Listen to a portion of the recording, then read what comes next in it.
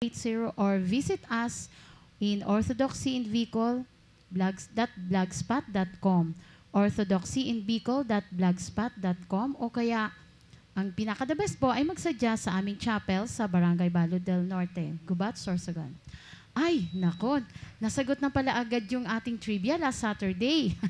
Easy naman po kasi. Easy. Pero ngayon, this time, medyo mahihirapan kayo ng Mahirap kaunti. But you can research o kaya sa inyong mga books, dictionaries, but dapat inline siya. Ito po yung bagamat palagi pong itinuturo ni Father C about yung question natin, yung sagot dito ay tingnan natin kung sino yung smart. Okay, here is the trivia or question. And of course, you will have 100 pesos worth of load uli ang maunang makasagot sa aming tanong. Okay, here's the question. Ano ang ibig sabihin ng orthodox, word orthodox sa Orthodox Church? Kasi diba sa boxing meron ding orthodox na word. But that is not, isa-search po nyo ang patungkol sa church. Ano po ang ibig sabihin ng orthodox word sa Orthodox Church? Aber, ngayon, tingnan natin kung sinong mabilis mag-text. Go, go, go! Text or call 0910-274-6080. 0910-274-6080. Text or call us para magkaroon kayo ng prize. Muli ko pong inaanyayahan ang bawat isa sa panalangin ng pagsamo. Ito'y dalangin sa ating environment, lalo na po sa climate change.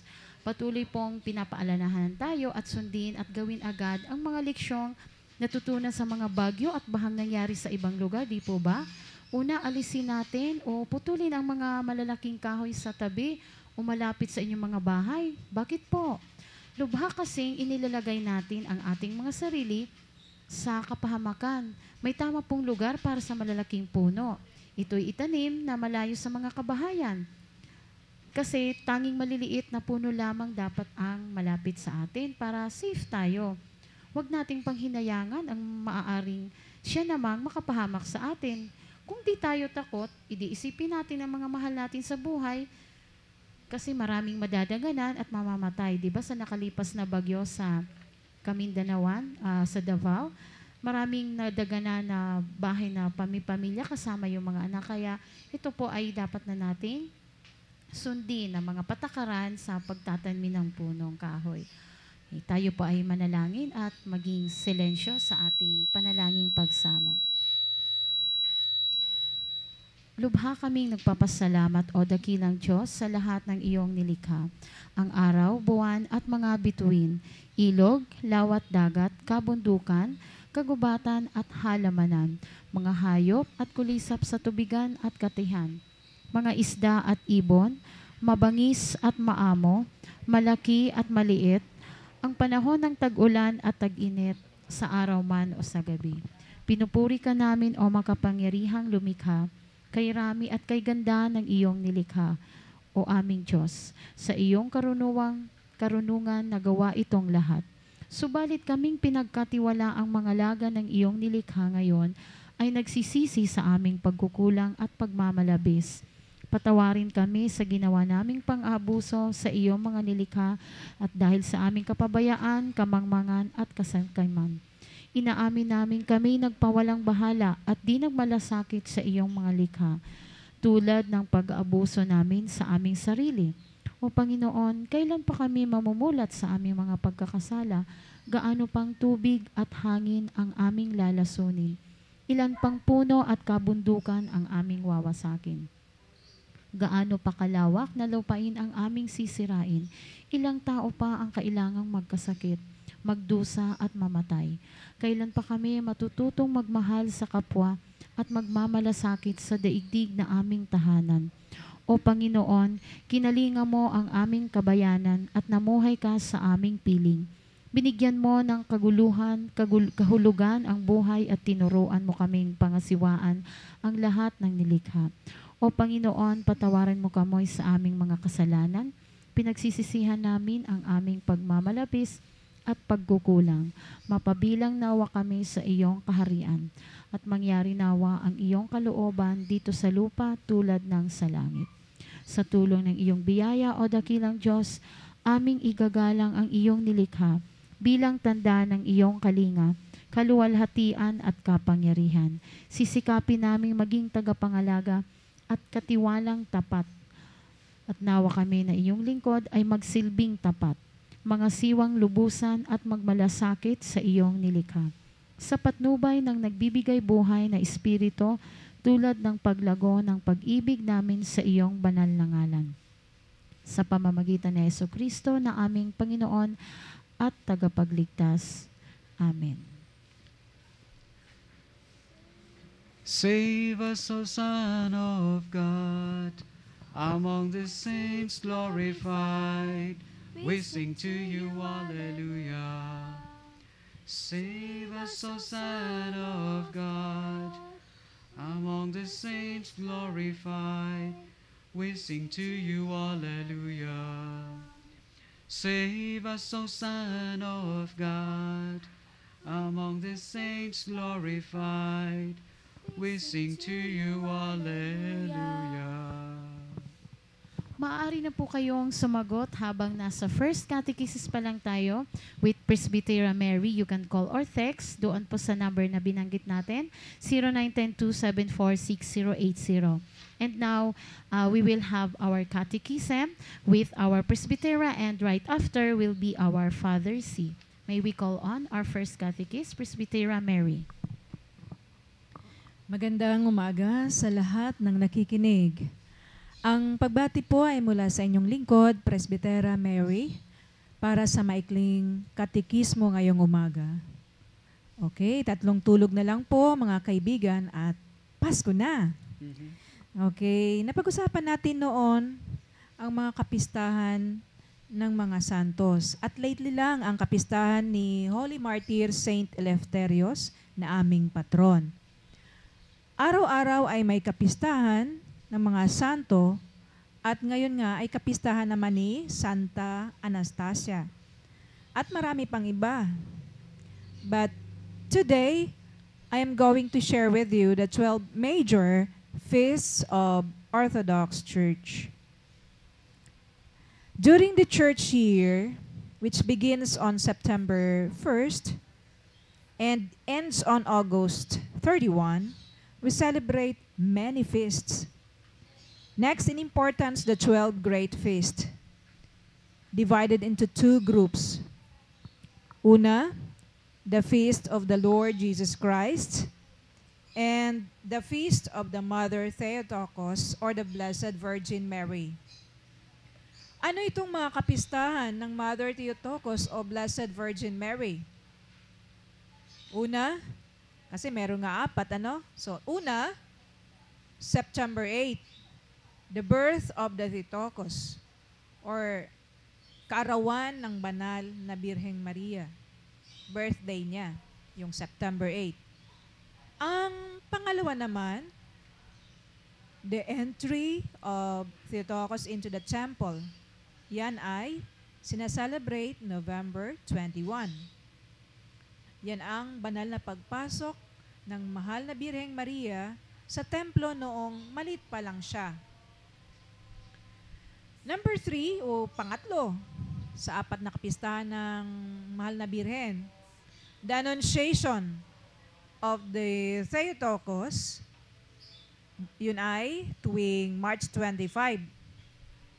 Ang pag-anunsyo ni San Gabriel kay Birheng Maria na siya ay magdadalang tao at tatawagin ito, ang mga anak at tatawagin itong Emmanuel o ang ating Mesiyas. Ang pangapat na kapistahan ng ating banal na Birhen, the Mother Theotokos, is the Dormition of the Theotokos. Yan ay tuwing August 15. Kung sa tinatawag din itong Assumption. Sa amin ay Dormition ang tawag dito. Ito sa Tagalog, banal na pagtulog or holy asleep. Iyan ang 4 na kapistahan o 4 major feasts ng mahal na Birheng Maria. Ano naman ang 8? 8 kapistahan ng ating Panginoon. 'Di ba sa 12, bawasan natin ng 4, ang natitira na lang ay 8. So, may 8 pang natitirang major feast sa buong taon. Di ba nabanggit ko na merong 4 na nga po yung sa Mahal na Birhen. Ano yung sa Panginoon? Una, yung September 14. That is the exaltation of the cross. Ito ang araw na itinaas ang napagpakuang krus ni Jesucristo ng isang bishop sa Jerusalem. Ito ay noong matagpuan ni Santa Helena at ng kanyang anak na si Emperor Constantino, na nooy talagang ipinahanap ang cross na pinagpakuan ni Kristo. Ano naman yung pangalawa? Sa kapistahan ng ating Panginoong Jesucristo. Ito na yan, sabi ko kanina, 3 tulog na lang, Pasko na. Kaya December 25, Kapaskuhan or the Christ Nativity or Christmas. Ang araw na pagsilang ng Panginoon para sa katubusan ng ating mga kasalanan. At ito'y maya-maya lamang ay ibabahagi sa atin ang paksang ito ni Father C. Pangatlo, January 6, Theophany o Christ Baptism, ang pagbinyag ng Panginoon sa Ilog Jordan ni San Juan Bautista. Ang pangapat naman ay ang February 2. Ito ay the meeting of our Lord in the temple o ang paghandog sa Panginoong Hesus ng kanyang mga magulang sa templo. Panglima, 1 week before Easter is the Palm Sunday o linggo ng mga palaspas. Yan ang panglimang kapistahan na related doon sa ating Panginoon. Ang panganim po is 40 days after Easter is what? The Ascension of our Lord. Ang pista ng pagbalik ng Panginoong Jesucristo sa langit, sa kanyang Ama. At ang pangpito po, yung August 6. Ano yung August 6? The Transfiguration of our Lord. At ang last po, yung pangwalo, 50 days after Easter. The Pentecost Sunday o ang araw ng pagbaba ng banal na Espiritu sa presensya ng mahal na Birheng Maria at sa kanyang mga disipulos. Three out of these 12 great feasts are movable without set dates, forming part of the annual Easter cycle, and their date depends on the date of Easter. The other 9 are fixed. They are commemorated always on the same date each year. Okay. Ano naman ang purpose of all great feasts? This 12 great feasts. This is to move us to greater devotion and commitment to our Lord. Okay po, happy listening again to everyone. Kina Ioannis, Michael, Gabriel, Teodora, sa mga Orthodox babies, Nikiforos, Laurencia, Ioana, Basil, Gregory, at Agnes ng Bagong District, at marami, at maging ang katekyomin na sina Anton, Naomi, at marami pang iba. Pagbati rin po para kay Omar, Jonel, Vincent, Linus Justin at Raj Josa ng SLMCS SAA Campus. Okay, magandang umaga sa inyong lahat. Now, pass to Father C. Once again, good morning to all. Just a while ago, our program moderator, si Mrs. Estefana Esporlas, asked me about Christmas. And her question was that if we can start greeting one another Merry Christmas. Pwede naman. Kaya lang, di pa eksakto eh. Why? Because it's still Advent season and not yet Christmas. Ang umpisa ng Pasko ay December 25 hanggang January 6 lang naman. At ang Pilipinas nga raw ang may longest Christmas na pagpatak pa lang ng bare months, September 1, makakarinig ka ng mga Christmas songs. Napakahaba na. September 1 pa lang, meron na agad. Bakit po? Because Christmas nowadays is highly commercialized na. Ang modern Christmas ngayon ay masyado ng puno ng materialism and worldliness. Ang mga sa komersyo kailangang pahabain ang season para mabenta. At ang sabi nga ng karamihan, ang crime rate din daw becomes higher during Christmas time. Bakit po kaya? Kasi napakahirap sabi na walang pera sa Pasko. Ito po ba ang tunay na meaning of Christmas? Or more on materialism na lang. Na napakasama ng pakiramdam kapag walang pera. Do not worry, do not frown or be upset or depressed kung walang mga Christmas decor sa inyo. Ika nga palamuti lang lahat ang mga yan. At kung dyan mo lang ibabasa ang yung, or the joy of Christmas, ay sadyang napakababaw and no spirituality in it. Although I'm not discouraging people to decorate o maglagay ng mga palamuti sa bahay, okay lang yun. Kung gusto mo ng mga partying, okay lang yun, walang problema. Pero ang importante, makuha mo ang basic na kahulugan ng Pasko. At this point, we cannot avoid but really, we need to face or answer two very important questions. Ang una pong tanong sa umagang ito na ating paksa is, what is Christmas? Ang pangalawa is, the second is, who Jesus is, o who Jesus is, o sino talaga ba si Kristo? Ang dalawang questions na ito ay magkarugtong. These two important questions. Unahin po nating itanong, ano ang Pasko? What is Christmas? Lahat halos naman ng nasa Christendom ay nagsa-celebrate ng Christmas. Bagamat may kanya-kanya silang kapaliwanagan. Meron namang mangilan-ngilan na claiming to be Christians as well, but they do not celebrate Christmas. Ang kanilang punto wala namang nakakaalam ng exact date ng birth of Christ. Totoo nga naman. Kung tutuusin, hindi naman December 25. Kaya lang, kahit hindi December 25 isinilang na walang nakatitiya kung what date isinilang si Kristo, nagkaroon pa rin ng council ang simbahan para siya ay i-celebrate.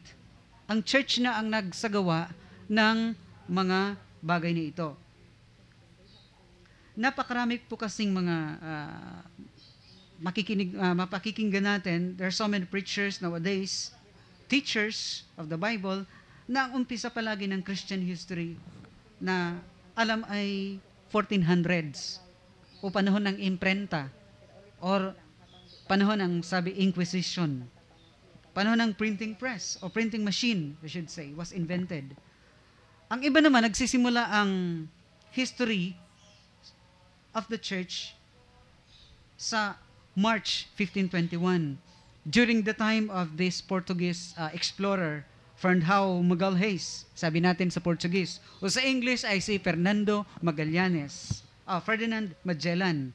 In Spanish, Fernando Magallanes. At karamihan, nagsisimula lamang ang history sa panahon. Minsan, ang iba, panahon ni Rizal, panahon ng Kastila. Thus, from 33 AD up to 1400s, walang gaanong nag-explain ng history. Napakahaba po ng mga taong ito. 33 AD to 1400s. Almost or more than a millennium. So please listen intently and carefully kasi dami po nating matutunan ngayon.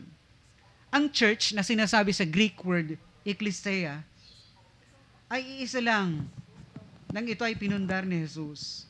At ito ay sinasabi niya, one holy Catholic and Apostolic Church. And please note po, one holy Catholic and Apostolic Church. Hindi ibig sabihin Roman, but Catholic. The meaning of Catholic is universal. Hindi siya pag-aari ng isang lugar. Hindi siya pwedeng masabing Filipino Catholic Church o Zimbabwean Catholic Church. Because Catholicity means universality, pangkalahatan, pangkabuuan, ibig sabihin, general. So, ang kasaysayan po, noong ang simbahan pa lang na tinayo ni Jesus ay iisa pa lang. Wala pang Protestants nung araw, noong 33 AD na tinayo ni Kristo ang simbahan. Pero noong July 16, year 1054, Anno Domini, or AD, nang inexcommunicate ng Roman Pope, pinatalsik ng Roman Pope ang Patriarch of Constantinople, na ngayon ay tinatawag na Istanbul na nasa Turkey. In-excommunicate po ng Roman Pope ang kapantay niyang Patriarch of Constantinople. At yun po ay hindi pwede kasi hindi valid ang mag-excom ng solo. Sapagkat nung araw, sila po, ang iisang simbahan ay binubuo ng 5 patriarchates na tinatawag na pentarchy. Ang unang, the ancient 5 patriarchates. At sila ay kumikilos ng konsilyar, ibig sabihin, council. At kailangan ay quorum at o pagkakaisa ng nakararami para may gawin ka o amend o idagdag sa isang anumang statement, lalo na kung excommunication. In return, ang Patriarch naman po ng Constantinople, now Istanbul, ang nag-excommunicate sa Roman Pope, which is valid at this time. Bakit po valid? Kasi po, kasama ng Patriarchate of Constantinople, ang iba pang patriarchates o patriarch gaya ng Jerusalem, Patriarchate of Jerusalem, Antioch, and Alexandria. May quorum po sila nang ginawa ito. Pero yung ginawa ng Roman Pope ay walang quorum sapagkat solo lang siya. Una, the Roman Church is the only patriarchate in the Western Roman Empire, while the other 4 are in the Eastern Roman Empire. Situated sila. And so may quorum sila and they remained intact even up to this time, hanggang ngayon po. As a matter of fact, the Roman Church is not the only patriarchate with Pope. Ang Pope po ng Rome ay hindi po nag-iisa. Meron pa pong ibang Pope. At siya po ang Patriarch of the Orthodox Church of Alexandria. Hindi po siya nagpapatawag na instead na Patriarch, siya ay nagpapatawag din, ang title niya ay Pope. Meaning, the Roman Pope in Rome or in Vatican City is not alone. Meron pong ibang kapantay niya. The Pope of the Orthodox Patriarchate of Alexandria is also called Pope. Bagamat aminado tayo that the Pope of Rome, binigyan siya ng buong simbahan ng one holy Catholic and Apostolic Church ng sinasabing primacy or first among the equals. Pero hindi ibig sabihin ng primacy ay supremacy. Pantay-pantay pa rin sila. Lahat naman kasi ng mga obispo, arsobispo ay pantay-pantay. Again, please take note, this is not a story o kwentong barbershop na sinasabi natin. This is history. Ito po ang subject natin next Saturday. Focus muna tayo ngayon sa Christmas or who Jesus is. The first 200 to 300 years of the Orthodox Church, lalo na po itong 4 na natirang patriarchates, na natili silang intact. Wala pa po nung Christmas celebration. For the first 200 to 300 years. At nag-concentrate ang church, ang focus ng true church noon ay ang Epiphany. In the Roman, Epiphany. In the Orthodoxy, it's Theophany of Jesus Christ. Pareho lang naman ang kahulugan niyan. Ano ang ibig sabihin po? Yung baptism and manifestation of Jesus Christ. Doon sila nag-focus nung araw. Nung first 2 to 300 years ng simbahan. Pero, kinalaunan po, January 6, ginawang Feast of Nativity o birthday or Theophany of Christ. Ngayon po ang tanong, sino po ba ang nag-introduce sa tunay na simbahan o sa mundo, sabihin natin, sino ang nag-introduce sa true church ng Christmas that later was gradually uunti-unting niyakap ng sangkakristyanuhan? Marami ang nagtuturo nito, pero sino po baga? Sige, pwede nating trivia ito sa susunod. Sino ang nag-introduce ng Pasko sa simbahan? Kasi dati wala namang celebration ng ganito. Okay? The celebration of Christmas was first, ulitin ko po, was first introduced by Saint John Chrysostom. Saint John Chrysostom, San Juan Chrysostomos. Patriarch of Constantinople. Siya po ang arsobispo ng Constantinople. Constantinople po ang sentro ng Orthodox Church, maski sa kasalukuyang panahon. Di lang alam ng marami kasi ang Constantinople ay sinakop ng mga Muslim at pinalitan ng pangalang Istanbul. Nandoon po nakatira ang Ecumenical Patriarch Bartholomew I.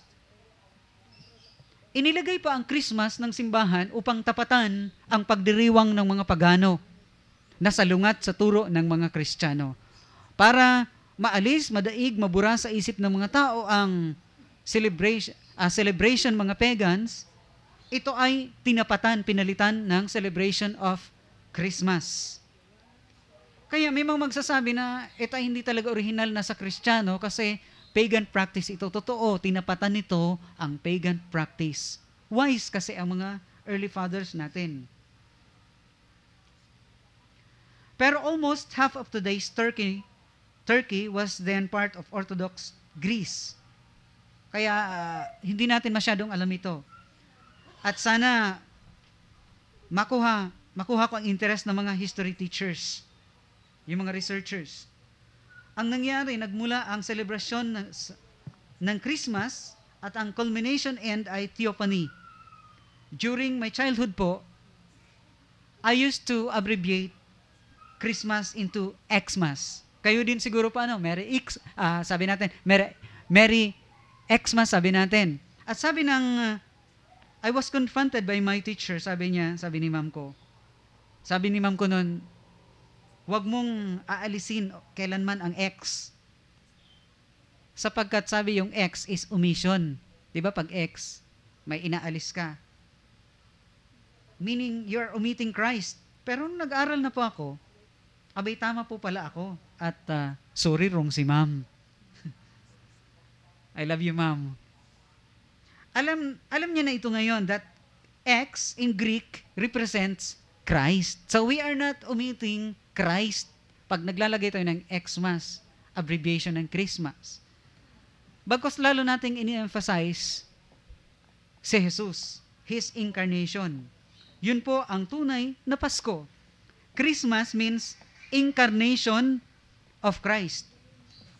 Ang Pasko ay ang pagiging tao ni Kristo mula sa pagka-Diyos. Ang Diyos na hindi nagkikita ay naging tao at naging kapiling natin. Sabi nga sa John 14:6, ako ang daan, ang katotohanan at ang buhay, at walang makapupunta sa Ama kundi sa pamamagitan ko. I am the way, the truth, and the life. And no one goes to the Father except through me. Ang anak ng Diyos, ito pa ang anak ng Diyos ay Diyos. Si Jesucristo ang anak ng Diyos. Sa makatuwid, si Jesus ay Diyos. Okay? Ang anak ng tao ay tao. Sa makatuwid, si Jesus ay naging tao. Makatuwiran nga po, si Jesucristo ay tao at Diyos. Sa Tagalog o wikang Filipino, Diyos at tao si Kristo. In English, God and man. In Greek, theanthropos. Theanthropos. Diyos at tao, tao at Diyos. Kung kayo ay magsisimba, maging sa Roman Catholic Church o Orthodox Church, may makikita kayo palagi sa table, sa altar table, na dalawang lampara. At pareho silang may pakahulugan, the same explanation. Ano ang ibig sabihin ng dalawang ilaw o lampara o kandilero na nakapatong sa altar, sa divine liturgy o misa? Ang isang ilawan ay nagsisimbolo na si Kristo ay 100% God. At ang isa namang kandila o ilawan ay nagsisilbi namang representation that Jesus, o explanation that Jesus Christ is 100% human. Ang ganda po na ang Diyos na hindi nakikita sa Old Testament was manifested in the flesh. Si Jesus, ang anak, ang maningning na sinag ng Diyos, according to Hebrews 1:3, sapagkat kung ano ang Diyos, ay gayon din ang anak. Siya ang nag-iingat sa sansinukob sa pamamagitan ng kanyang makapangyarihang salita. Makikita natin, sabi ng iba, siya ang anak ng Diyos. Ibig bang sabihin nakatatas ang Ama? Pero tignan natin, hanapin natin sa Biblia o sa anumang history, anumang record, kung kailan nagsimula ang sonship, yung being the begotten Son of God. His being begotten, or Jesus Christ's sonship of God, was undated. Wala pong date. Yun ay title lamang. And His sonship, wala po siyang date. Undated. Sino si Jesus? Sabi nga, sa Nicene Creed na ginagamit in the Orthodoxy, ako'y sumasampalataya sa isang Diyos, Ama na makapangyarihan sa lahat, na may likha ng langit at lupa, at ng lahat ng bagay na nakikita at di nakikita, at sa isang Panginoong Hesukristo, ang bugtong na anak ng Diyos, nagmula sa Ama bago pa nagsimula ang panahon. Biruin niyo po, ang sabi ni Jesus Christ, before Abraham was, I am. Bago pa lumitaw si Abraham, narito na ako. I'm already existing. Kaya kung titignan natin, si Abraham existed in the Old Testament. At sabi pa ni Jesus, bago pa ang Old Testament, nandoon na ako. Wala namang taong ganun eh. Hindi po ba? Ito ang patutuo ng Diyos Ama patungkol kay Kristo. Ito ang minamahal kong anak na lubos kong kinalulugdan. Pakinggan ninyo siya. Matthew 17:5. Hebrews 1:5 is, ikaw ang aking anak, ako ay iyong ama. Ang iyong trono o Diyos ay magpakailanman. Ikaw ay maghaharing may katarungan. Kahit hinirang ka ng Diyos na iyong Diyos, ikaw ang anak kong pinakamamahal. At magmula ngayon, ako namang ito ang giliw mong ama sa habang panahon. Psalm 2:7. Ano naman ang testimony ng anak ng Diyos? Ako at ang Ama ay isa. I and the Father are one. Sabi naman, ang nakakikita sa akin ay nakakita na sa Ama. Bakit mo sinasabing ipakita mo sa amin ang Ama? Hindi ka ba naniniwalang ako'y suma sa Ama at ang Ama'y suma sa akin? John 14:9.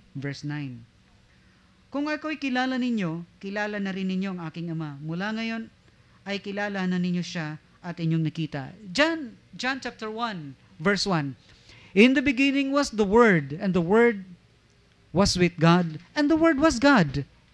Down, verse 14, napakaliwanag. And the Word, who is God, or which is God, was made flesh, or in the flesh. In short, the invisible God in the Old Testament became visible in the New Testament Christian Bible. This is what we call theophany. God's incarnation in the flesh. Emmanuel, God with us.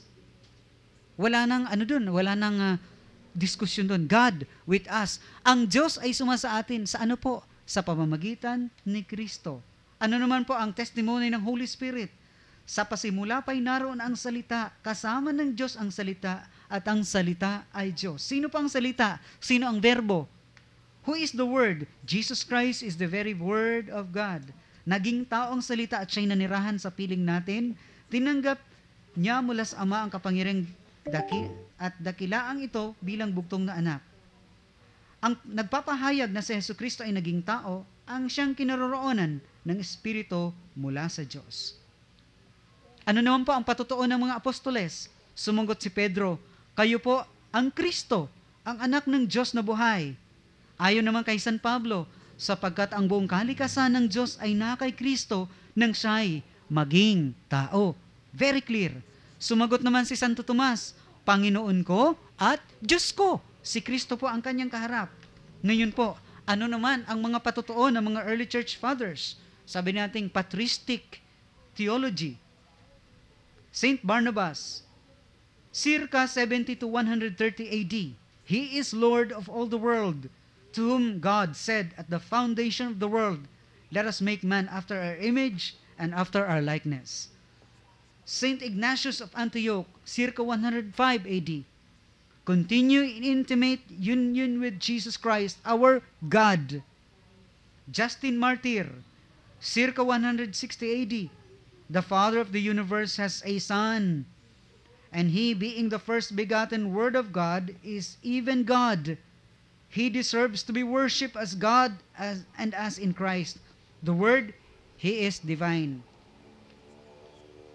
Saint Cyprian, Christ Himself, therefore, together with the Father, is the God of the living who spoke to Moses and who was also manifested to the fathers. He is God, for the name Emmanuel indicates this. Now the Father of the human race is the Word of God. Saint Cyprian, 250 AD, Jesus Christ, our Lord and God. May sinasabi rin po sa Grego,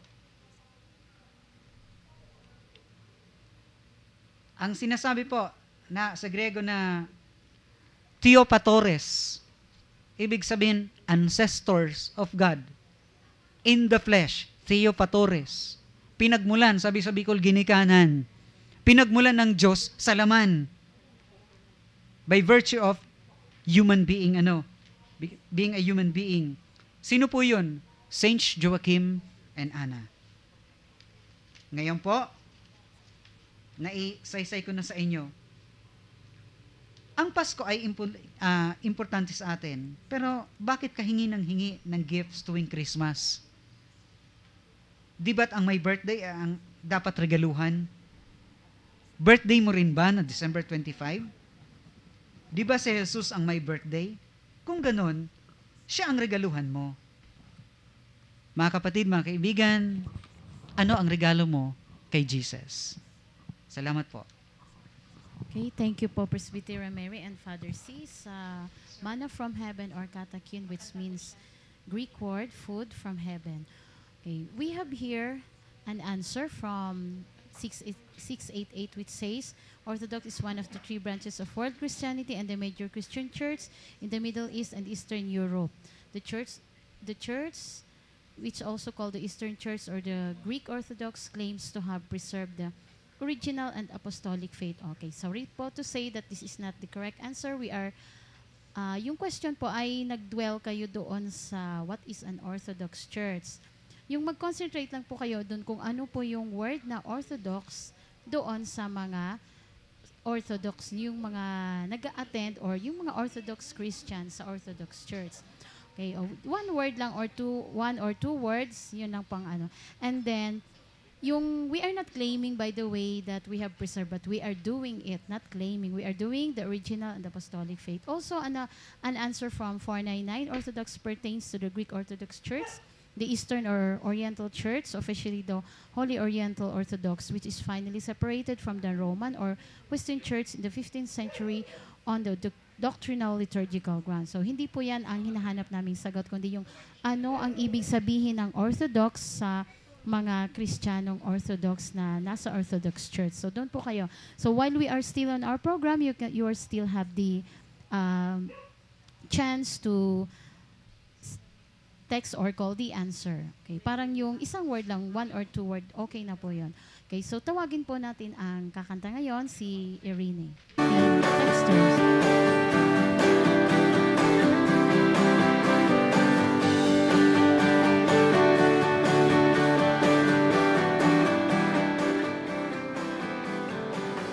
What if ribbons and bows didn't mean a thing?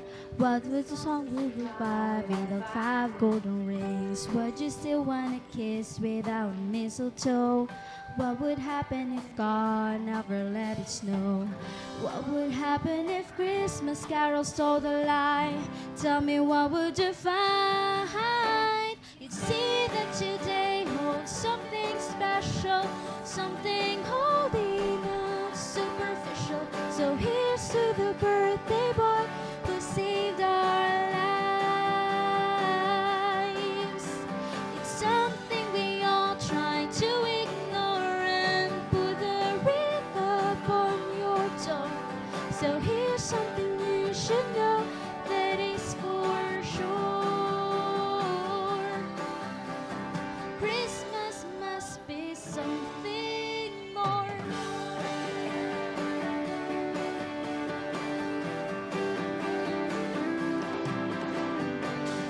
What if angels did not pay attention to all the things that we wish they would always do? What if happiness came in a cardboard box? Then I think there is something we all forgot. What would happen if presents all went away? Tell me, what would you find? You'd see that today holds something special, something holy, not superficial. So here's to the birthday boy who saved our lives. It's something we all try to ignore and put the wreath up on your door. So here's something you should know that is for sure. Christmas must be something more. We got caught up all on in all of it, business and relationships, 100-mile-an-hour lives. And it's the time of year, and everybody's here, and it seems last thing on your mind is that today holds something special, something holy, not superficial. So here's to Jesus Christ who saved our lives. It's something we all try to ignore and put the wreath up on your door. But here's something you should know that is for sure. Christmas must be something. Christmas must be something. Christmas must be something more. There's gotta be more. There's gotta be more.